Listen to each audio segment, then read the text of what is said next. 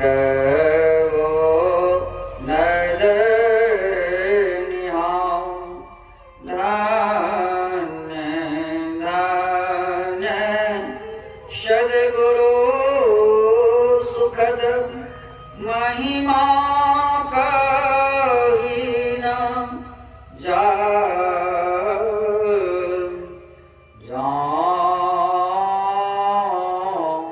कुछ कहो तुम्हारे कृपा। मौत कछो न बसाय। बोलिए प्रेम से श्री सद्गुरु महाराज की जय। अव्यक्त रूप में विराजमान संत सद्गुरु महर्षि में ब्रह्मन जी महाराज के श्रीवल पावन चरणों में बारंबार कोटि शरण नमन। मानगण से पधारे हुए पूज्यपाद स्वामी ओंकारानंद जी महाराज के श्रीवल पावन चरणों में बारंबार कोटि शरण नमन। मंचस्थ तमाम साधु समाज, धर्म प्रेमी सत्संगी श्रद्धालु भक्त आगंतुक सज्जन वृंद, धर्मानुरागिनी धर्मशीला भक्तिमती एवं पुण्यमती माताओं बहनों के श्री पावन चरणों में बारंबार कोटि शरण। अपार हर्ष की बात है कि हम लोग यत्र तत्र से एकत्र होकर आज प्रातः कालीन श्री संत मत सत्संग में कुलो बाबू के निज निवास स्थान पर यह प्रातः कालीन श्री संत मत सत्संग में सम्मिलित हैं। यह सम्मिलित होना क्या है? यह सम्मिलित होना ही रोजाना का शुभ कर्म है। मनुष्य के जीवन में दो कर्म होते हैं, शुभ और अशुभ। शुभ को शुभदायक कहते हैं, उसी को पुण्य कहते हैं। अशुभ को अशुभदायक कहते हैं, उसी को पाप कहते हैं। पाप और पुण्य इसी शरीर में भोगने पड़ते हैं, धरातल पर भोगने पड़ते हैं। जब से हम धरती धरातल पर हम अवतरित होते हैं, पाप और पुण्य को भोगते हैं, सुख दुख को भोगते हैं। हम लोग का यह मानव का शरीर जो मिला हुआ है, यह क्षणभंगुर शरीर है। संसार शाश्वत है और हम लोग आते हैं, एक रोज जाते भी हैं। आने जाने की क्रिया लगा हुआ है। संत सद्गुरु महर्षि में प्रभु जी महाराज की वाणी में आया है, आवागमन सम दुख न दूजा, है नहीं जग में कोई, इसके निवारण के लिए प्रभु भक्ति करनी चाहिए, यानी गुरु भक्ति करनी चाहिए। हम लोग एक रोज आते हैं, एक रोज जाते हैं। इसके समान महान भयंकर संसार में दूसरा दुख नहीं है। कहते हैं इसके उबरने के लिए हम लोग पहले भजन भेद की क्रिया लेकर के जो है नियमतः प्रातः कालीन जो है अपराह्न कालीन सायंकालीन त्रैकाल संध्या वंदना करनी चाहिए। यह जो क्रिया बिना गुरु से नहीं होगा। जब तक हम लोग गुरु नहीं करेंगे, भजन भेद की क्रिया नहीं लेंगे, तब तक यह काम हासिल नहीं होगी। क्योंकि यह क्रिया जो है ब्रह्म विचार प्रचार प्रसार का है, ब्रह्म विचार प्रचार का है। और इसमें हम लोग भजन भेद लेकर के क्रिया लेकर के नित्य सत्संग करेंगे तो हम लोग का जीवन कैसा हो जाएगा? सुखदायक एवं मंगलदायक हो जाएगा। जो है परिवार कितने भी सदस्य रहेंगे सभी आनंद में रहेंगे और जीव का कल्याण होगा, देश का कल्याण होगा। क्योंकि ईश्वर अंश जीव अविनाशी, चेतन अमल सह सुख राशि। यह जीव जो है परमात्मा का अंश है। अगर अंश को अंश में मिला दीजिएगा कितना सुख होगा, कितना आनंददायक होगा। तो कल्याणकारक कर्म जो है सबसे उत्तम कर्म है। इसको करके लोग फिर मनुष्य शरीर पाते हैं। कबीर साहब का उक्ति आया, भक्ति बीज बिन से नहीं, जो जुग जाए अनंत, ऊंच नीच घर जन्म ले तो संत के संग। भक्ति के बीज का विनाश नहीं होता है। चाहे ब्राह्मण क्षत्रिय वैश्य शूद्र अंत्य किसी भी कुल में यदि जाएंगे फिर मनुष्य ही होंगे। क्योंकि भजन जो है भजन वेद का संस्कार जो है, कर्म का संस्कार जो पीछा करता है। हम लोग अगर हम लोग नित्य प्रसन्न कर ले प्यारा तेरा कार सरे सारा, सार कार्य को निर्णय करके धर चेतन धारा पिंड के पारा संद्वारे का ज्योति जग जावै अति सुख पावै शब्द सहारे का लख बिंदु नाद कहाँ त्रैवंग देके सुनो सुनो में ब्रह्मनाद का धरो सहारा आपंत नहीं। अगर हम लोग नित्य सत्संग कर लेंगे इस महाकली काल कलयुग का क्रूस विचार जो है निर्विघ्न नाश हो जाएगा। क्योंकि जो है कलयुग केवल हरि गुण गाहा सुमरि सुमिरन होय भव पारा। कलयुग में केवल हरि चर्चा ही एक सहायक होता है। कथा कीर्तन भगवत भजन दान पुण्य जो है यह सहायक होता है। बिनु सत्संग विवेक न होई राम कृपा बिनु सुलभ न सोई। बिना सत्संग के विवेक नहीं होते हैं, सारा सार का ज्ञान नहीं होते हैं, कर्तव्य कर्तव्य का ज्ञान नहीं होते हैं। सत्संग के जरिए होता है। जब हम लोग सत्संग करेंगे तब ज्ञान होगा। सत्संग से संसार का ज्ञान होता है। क्योंकि यह आध्यात्मिक पाठशाला सबसे ऊंचे दर्जे का पाठशाला है। यह आध्यात्मिक भौतिक और उसके बाद राजनीति होता है। जो है जब तक हम लोग आध्यात्मिक में प्रविष्ट नहीं होंगे तब तक सही ज्ञान की जानकारी नहीं होगी। क्योंकि आध्यात्मिक पाठशाला सर्वोपरि पाठशाला है। इसमें आने के बाद शिष्य को क्या होता है, सत्संगी को क्या होता है, लौकिक आचार व्यवहार का ज्ञान होता है। कैसे रहना चाहिए, कैसे बोलना चाहिए, कैसे उठना चाहिए, यह ज्ञान होता है धर्म पाठशाला में। सत्संग संग बराबर होता है। सत्संग रूपी साबुन को जो अपने जो जीभ पर लगाते हैं उसको जो है कहते हैं जितने भी विकार हैं वो डालते हैं। आप लोग सुनते आ रहे हैं जो अगर इस जन्म में ब्रह्म को जान लिया तब तो बहुत बड़ा लाभ हो गया, अगर नहीं जाना तो बहुत बड़ा हानि हो गई। क्योंकि सत्संग से और ब्रह्म विचार से जो है गोस्वामी महाराज ने कर कृपा किए मति किरति गति भूति भलाई जब जहाँ जतन जही जो पाई सो जान अब सत्संग प्रभाव लोक वेदना आनो पाओ।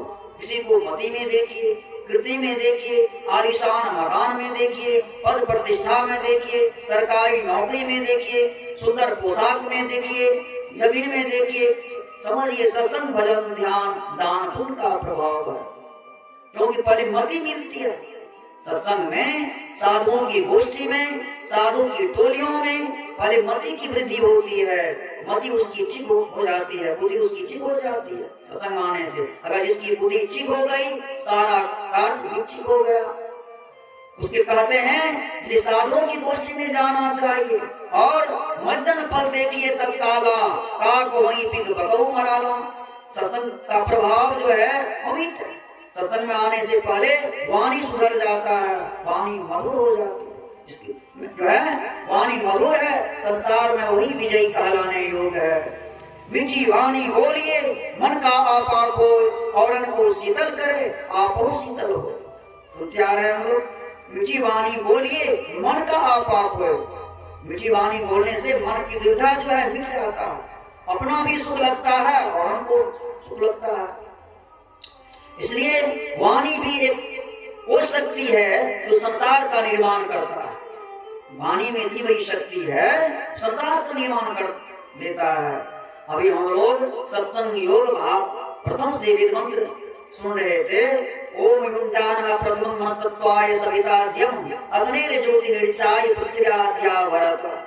पहले मानस योग मानस ध्यान अग्नि की ज्योति का कहते साक्षात करने के लिए अपने अंदर में। अगर हम लोग अपने अंदर में साक्षात्कार करेंगे कहते हैं अगर इस जन्म में ब्रह्म को जान लिया तो बहुत बड़ा लाभ हो गया, नहीं जाना बहुत बड़ा हानि हो गई। यह ब्रह्म का विचार सार है।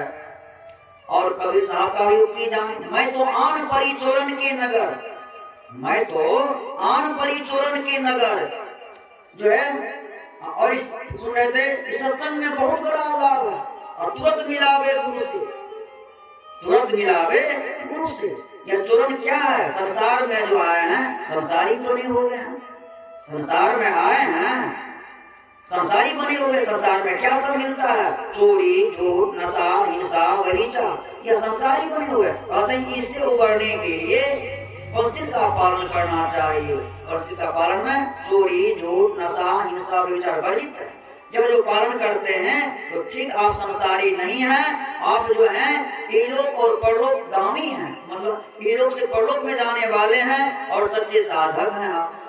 और यह जो है अगर हम लोग इलोक और परलोक सुधारेंगे अपने अंदर का सतत ध्यान अभ्यास कीजिए। सर्वचन गुरु मन जौ में ही रहे हो, निश्चय निर्वाण हो संत सब कहे हो। संत सदगुरु महर्षि प्रभु जी महाराज की वाणी है, सर्वचन गुरु मन जौ में ही रहे हो, निश्चय निर्वाण हो संत सब कहे हो।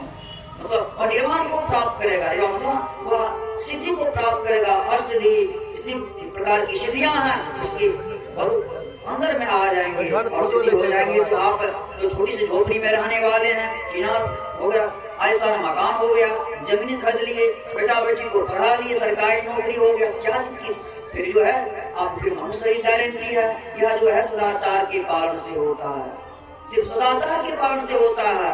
और जो है सदाचार में सुन लिए, चोरी नहीं करनी चाहिए, झूठ नहीं बोलना चाहिए, विचार नहीं करनी चाहिए, या जो है हिंसा नहीं करनी चाहिए। यह सब जो है इसके अंदर में है वक्त पंचशील का पालन में है। वही ठीक पंचशील का पालन दूसरा कोई नहीं।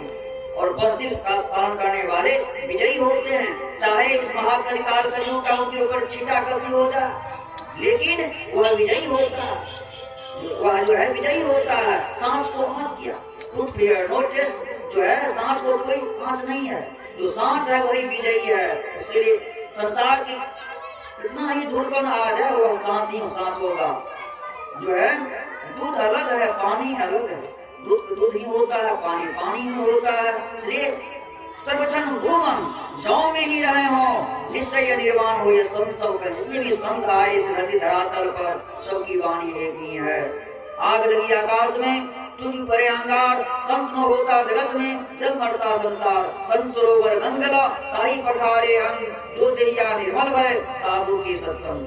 कहते हैं जो देहिया निर्मल भय। हम लोग आज से संसार में नहीं आए, सतयुग द्वापर त्रेता कलयुग 4 युग होते हैं। 4 युग से संसार में आ रहे हैं। कोई ब्राह्मण कुल में गए, कोई क्षत्रिय कुल में गए, कोई वैश्य कुल में गए, शूद्र कुल में गए, कभी जो है जमीन प्राप्त हुआ, कभी सरकारी नौकरी मिली, कभी शासन में भी आना पड़ा। तो देखिए कभी जो है साधु भी बने।